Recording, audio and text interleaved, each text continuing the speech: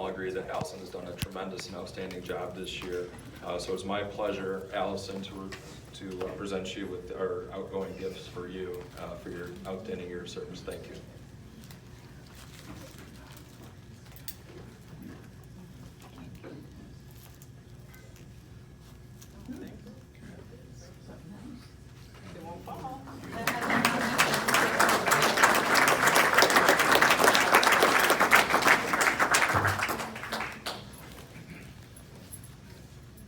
Okay, so we have two options here. I've got about a 12-minute presentation, or I can shorten it to about 7 or 8. Do we have a preference? Joe. Joe? There's cake in the bar. Okay, well, we do have cake in the bar waiting for us to celebrate our 40th birthday. I'm going to shorten things up a little bit here since we have run a little long, but I thought a lot about what I was going to say tonight, basically about a year ago when this started. First of all, I'd like to thank a few people, certainly all the Rotarians for giving me this honor, affording me this opportunity. It really is it touches me. I promise to serve with humility, dignity, and honor throughout my year as president of the club. We will have fun, we will joke, but I'd like to be serious for a few minutes. Certainly thank the staff at Belmont for their hospitality. I'd like to thank Allison Fry and Ashley Lopez, our district governors past and present, past presidents, board members, and countless other Rotarians for the guidance, patience, and support and encouragement you've provided me leading up to this moment.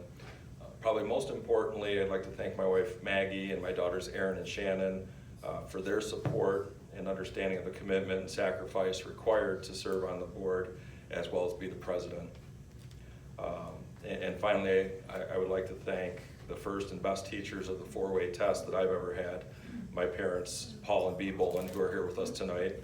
I have to admit, sometimes growing up, it felt more like it was the 44-way test. But I truly have been blessed to have such supportive parents who sacrificed so much for me and my siblings. I'm going to skip part of this. I was trying to connect 42 to the theme, but in the interest of time, I'm not going to do that. But I would like to share an inspirational story of a young man that I think really embodies the Rotary spirit and truly the truest meaning of service above self. And some of you may have heard this story. It's a recent story, and it may have inspired you. But last fall, many of us were introduced to a 20-year-old student at Purdue University named Tyler Trent. But for those of you who may not fully know Tyler's story, please allow me briefly to share it with you. Tyler Trent was a young man with a promising future when life dealt him a very challenging hand. Raised in Carmel, Indiana, Tyler learned at the young age of 15 that he faced a lengthy battle with a rare form of bone cancer. Tyler underwent surgery to replace a bone in his arm and suffered through 9 months of chemotherapy to battle this cancer into remission. A short time later, Tyler earned a presidential scholarship to attend Purdue University, but his opportunity for celebration was fleeting when he discovered that the cancer had returned shortly before his high school graduation. Tyler once again battled this medical foe, undergoing major surgery to replace his pelvic bone just 2 weeks before beginning his first semester at Purdue University. In 2018, Tyler and his family learned that the cancer had returned for a third time and that it had now spread to his spine. Tyler left Purdue's campus in September of 2018 to return to his family home and begin hospice care. And this is where his story exploded into national prominence, thanks to a feature story on ESPN's College Game Day television program. The show's segment highlighted Tyler's dismal prognosis, which is touching enough in and of itself, but it also highlighted his devout faith, his humility, and his gratitude for life's gifts and the opportunities to inspire and serve others no matter what your circumstances are. The most memorable part of the feature occurs less than 1 minute into the nearly 7-minute segment. The camera focused on a bedridden, partially paralyzed, and emaciated Tyler, propped up in a chair with pillows and blankets in the family's living room. The interviewer asked Tyler, "How do you see the future?" Tyler responded, his voice, like his body, ravaged by cancer, "Well, the immediate future, in my mind, is that Purdue beats Ohio State next Saturday." The following week, on October 20th, 2018, Tyler traveled with his family to Ross-Ade Stadium on Purdue's campus one last time to inspire his beloved Purdue Boilermakers football team to soundly trounce Ohio State by more than 4 touchdowns, 49-20.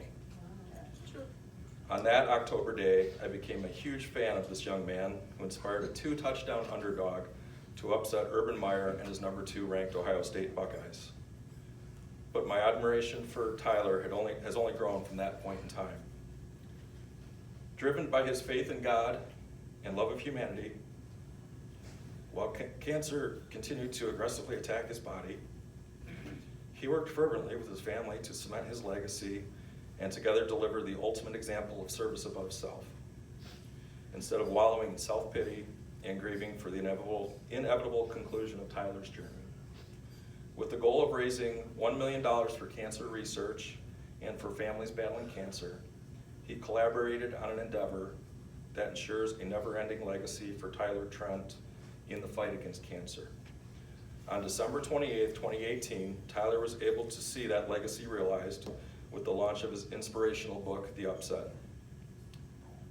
Tyler lost this round of his battle with cancer and left this earthly world on January 1st of this year. But Tyler's story does not, cannot, and will not end there. He continues to inspire millions with his story and inexhaustible spirit.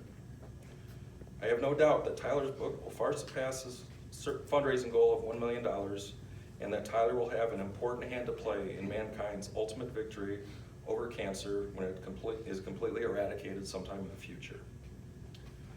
I ask you individually and collectively as a club, what will your Rotary legacy be, and how can we help you secure that legacy?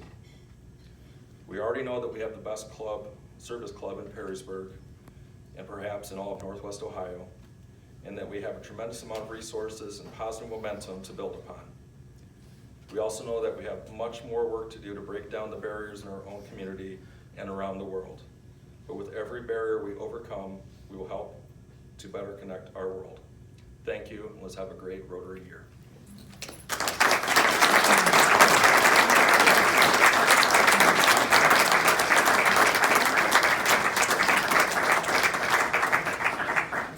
So with that concludes our program for the evening. We do have a birthday celebratory cake for 40 years of outstanding Perrysburg Rotary Club waiting for us in the back room there. So please enjoy that, and thank you so much for your service to Rotary Club of Perrysburg.